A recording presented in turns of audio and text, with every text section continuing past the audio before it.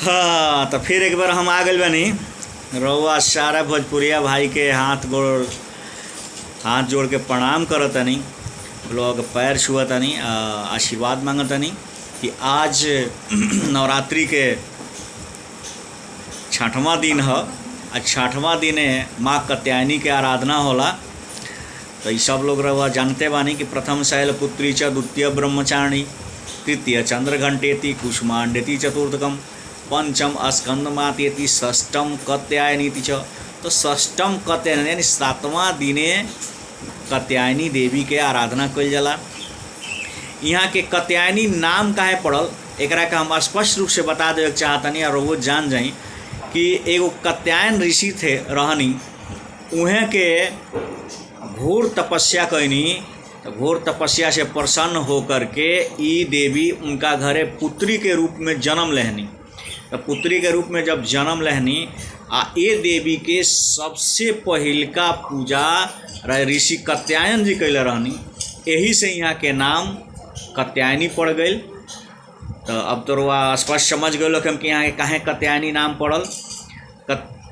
दूसरका कि यहाँ के 4 भुजा वाला देवी हैं, 2 हाथ में यहाँ के कमल विराजेला, दहिना हाथ में, दोनों हाथ में, ऊपर वाला हाथ में कमल बा, निचला वाला हाथ में यहाँ के बर मुद्रा धारण करेनी, आ बाएँ दो हाथ बा तो ऊपर वाला हाथ में यहाँ के तलवार धारण करेनी, और जो नीचे वाला हाथ बा ओइमे यहाँ के कमल क्या कहल जाला, नीचे वाला हाथ में यहाँ के कमल धारण करेनी।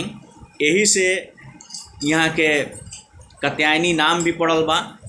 तो यहाँ के सिंह के सवारी पर विराजमान होखेनी। यहाँ के जे भी साधना करेला, जे भी भक्त यहाँ के दिल से आराधना करेला, तो मैया ओकर ये नरक लोक में भी अलौकिक तेज के प्राप्ति होला। ओकरा जे भी ये कात्यायनी देवी के आराधना करेला तो ये नरक लोक में भी ओकरा लौकिक तेज के प्राप्ति होला।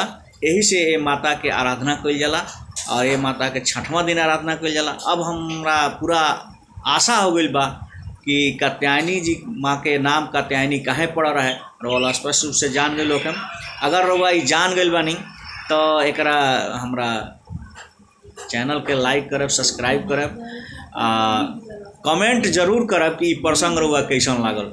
बहुत बहुत धन्यवाद।